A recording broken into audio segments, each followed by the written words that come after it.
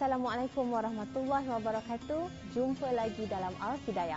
Minggu ini Al-Hidayah bersiaran dari Masjid Bandar Diraja Kelang, Selangor Darul Ihsan yang telah dirasmikan pada Disember yang lalu. Saudara, wanita adalah hiasan dunia dan seindah hiasan adalah wanita soleha.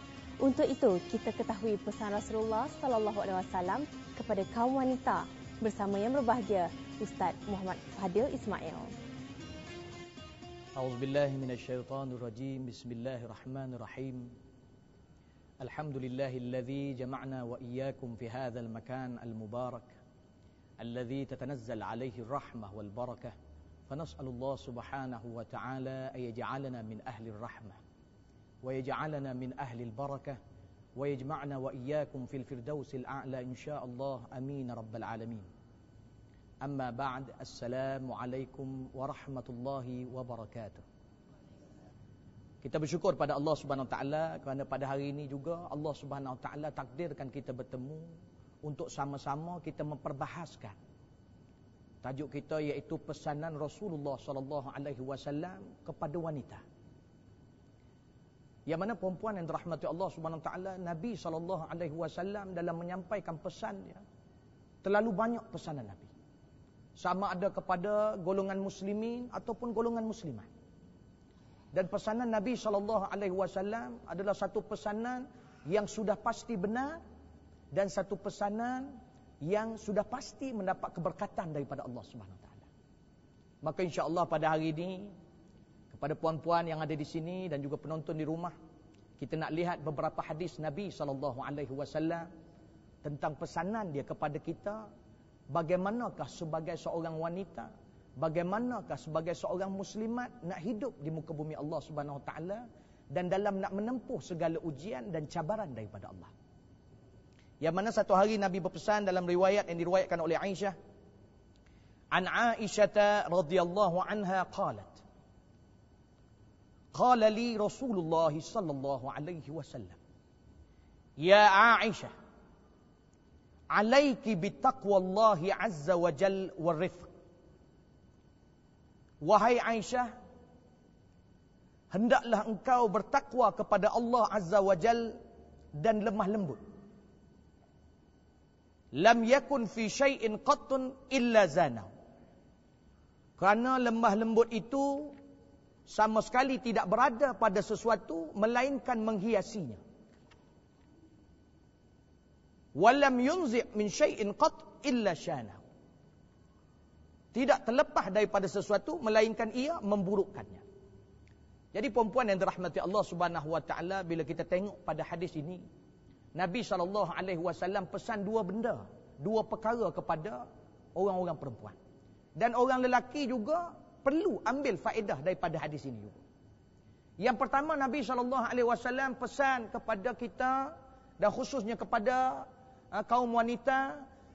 Kata Nabi SAW, ya Aisyatu alaiki bitaqwallahi azza wa jalla. Yang pertama dia minta pada Aisyah, wahai Aisyah, ke atas engkau bertakwalah kepada Allah Subhanahu wa taala. Apakah yang kita faham daripada takwa? Sebab bila kita dengar ayat Allah Subhanahu wa taala, Allah berfirman, a'udzubillahi minasyaitonirrajim, ya ayyuhalladzina amanu taqullaha haqqa tuqatih. Allah Subhanahu wa taala kata apa? Wahai orang-orang yang beriman, bertakwalah kepada Allah sebenar-benar takwa. Maka takwa yang dimaksudkan di situ sebenar-benar takwa, iaitu kita mestilah bertakwa kepada Allah, masuk ke dalam takwa itu secara menyeluruh. Maksudnya jangan kita hanya bertakwa, hanya bersedekah. Kadang-kadang kita tengok ada golongan manusia yang cukup pemurah. Banyak dia bersedekah. Dia bertakwa kepada Allah daripada sudut sedekah. Tapi kita sedih, dia bersedekah tetapi tidak bersembahyang. Maka dia tidak masuk dalam takwa secara menyeluruh. Maka Allah Subhanahu Wa Taala tidak mahu yang itu. Pernah Amirul Mukminin Sayyidina Umar ibn al-Khattab bertanya kepada Ubay ibn Ka'ab. Sayyidina Umar pernah bertanya pada Ubay ibn Ka'ab, wahai Ubay ibn Ka'ab, apakah sebenarnya makna takwa? Wahai Amirul Mukminin, aku nak bertanya dahulu. Pernah tak engkau berjalan di satu tempat yang banyak duri? Sayyidina Umar kata, pernah. Bagaimana engkau berjalan di jalan yang penuh duri? Maka dia kata, aku akan berhati-hati supaya tidak terkena duri. Maka Ubay bin Ka'ab berkata, itulah taqwa wahai Amirul Mukminin. Masya Allah, tabarakallah, ahsanul khaliqin.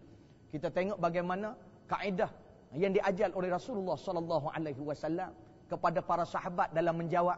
Cukup mudah kita nak faham. Kerana itu puan-puan, dalam kita hidup di muka bumi, kerana itu Nabi sallallahu alaihi wasallam cukup pesan pada Aisyah supaya bertakwa pada Allah, khususnya wanita, sebab di zaman kita khususnya sekarang ini, yang mana kita terlalu banyak dugaan, khususnya orang perempuan, sama ada dalam rumah dia sendiri ataupun di luar rumah. Kadang-kadang kita bertanya, Ustaz, saya dengar sahabat-sahabat Nabi ini cukup hebat mereka ni dalam bertakwa kepada Allah. Sebab apa Ustaz? Sebab dia kenal Allah Subhanahu Wa Taala. Allah ni siapa? Allah ni az-zatu wajibatul wujud al-mustahiq li jami'il kamalat wal munazzah an jami'in naqais. Allah ni satu zat yang wajib kewujudan. Kemudian bila dah tahu bahawa Allah itu saja yang wajib hidup, yang wajib wujud, Allah ini pula al-mustahiq li jami'il kamalat. Dan Allah ni berhak kepada segala kesempurnaan. Maknanya Allah ni totally perfect. Wal munazzah an jami'in naqais. Dan Allah ni terhindar daripada segala kekurangan. Maknanya Allah ni maha sempurna. Kerana itu kalau orang yang kenal Allah, hamba Allah yang mengenal Allah, maka dia akan boleh menumpukan segala perkara kepada Allah Subhanahu Taala dan segala urusan dia akan berjalan dengan lancar. Jadi, puan-puan yang dirahmati Allah, kita kena kenal Allah. Karena itu bila sebut di dalam surah Al-Ikhlas, insya-Allah, di dalam surah Al-Ikhlas, qul huwallahu ahad, Allahu samad, nak menerangkan kepada kita tentang Allah dan menguatkan lagi takwa kita kepada Allah. Dan insya-Allah kita akan sambung perkara itu insya-Allah selepas ini, dan diharap puan-puan tidak ke mana-mana dan penonton di rumah juga jangan ke mana-mana. Kita berjumpa selepas ini. Wallahu a'lam.